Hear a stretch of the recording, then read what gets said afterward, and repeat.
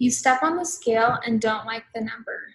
January 1st rolls around and you set a goal to lose weight this year. This is it. This is your year. Before you know it, it's May and you think, oh no, I'm supposed to be swimsuit ready by next month. So you go looking for a new diet. You think to yourself, if I want to lose fat, I need to stop eating fat. But within a few weeks or months, this becomes too hard and you're back to where you started. Does this scenario sound familiar? By way of introduction, I'm Emily Lyman, a certified personal trainer and exercise and wellness major here at BYU. Through research and personal experience, I have found that when it comes to changing your body composition, whether that be losing weight, gaining muscle, getting into shape, etc., the factor that stops people from reaching their goals is sugar, not fat.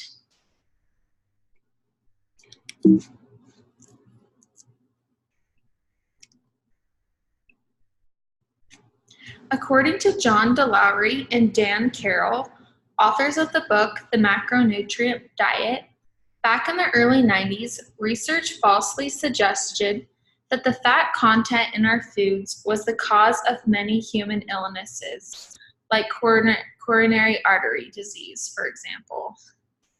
This caused a chain reaction where food manufacturers started producing reduced fat options.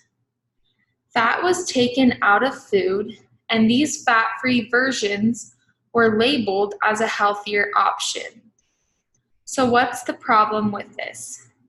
The textbook Nutrition Concepts and Controversies explains that one of the benefits of fat is that it gives flavor to food. So in order to keep the flavor in foods, fat was replaced by sugar. As you can see on this slide, sugar contains less calories per gram than fat does. No, fat has 9 calories per gram, while protein and carbohydrates have 4 calories per gram, and sugar is considered a type of carbohydrate. So as a result, reduced fat foods often have an overall lower calorie content. These pictures show the nutritional values of a 99% fat-free yogurt versus normal yogurt. You will notice that the reduced fat option has less fat and less protein than the regular version. However, the fat-free version has more carbohydrates and more sugar, sugar being a carbohydrate. The reduced fat option has 26 grams of sugar versus 18 grams of sugar in the regular yogurt.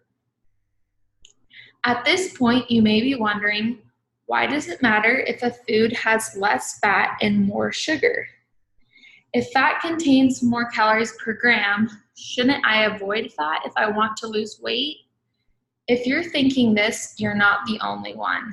Dr. Benjamin Beichman, a professor of physiology and developmental biology here at BYU, explains that since 1995, there has been a decrease in percent of calories that come from fat, 45% then to about 32% now. But body fat percentage has gone up during that same time period. This means today we are consuming less fat proportionally, yet we are fatter than ever before. One reason for this is simply because people consume more calories daily than in decades prior. But the bigger issue may be not only are we eating more food, we are eating more unhealthy foods. Today, the majority of calories an American consumes comes from carbohydrates, specifically refined flours and sugars. So let's discuss what happens in the body whenever we eat. Whenever we eat, our body releases chemicals and hormones to deal with the food. One very important hormone is insulin, which is basically the fat storage hormone. An insulin response is determined by the quality and quantity of the food we eat. In simple terms, a person gains fat and weight when their body releases too much insulin repeatedly. So if you want to lose weight, lose fat, or avoid gaining weight, the key is to prevent your insulin levels from spiking. Interestingly, protein and fat cause no insulin response, but carbohydrates always do.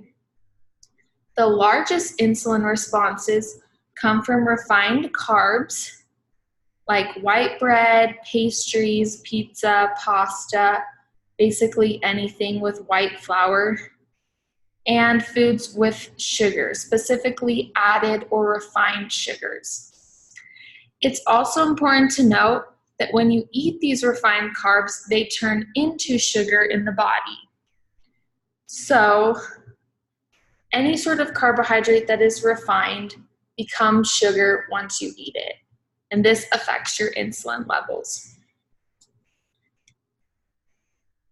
You may now be wondering, okay, so how do I know how much sugar is in a food?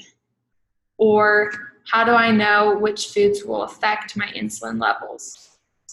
To make your life easier, a system has been created to rank foods from 0 to 100 based on the rate in which they affect your insulin response. This is known as the glycemic index. Essentially, the glycemic index tells you how much a certain food affects your blood sugar, and consequently, your body's ability to burn fat. A GI, or glycemic index, of 1 to 55 is considered low. 56 to 69 is medium, and 70 to 100 plus is high. If you want to lose weight or body fat, or change your body composition, the key is to eliminate foods that fall under the high category. Foods that contained refined sugars are highest on the glycemic index. This chart shows a variety of different foods rated on the glycemic index. If you're wondering what other foods are rated on the glycemic index, that information can quickly be found through an internet search.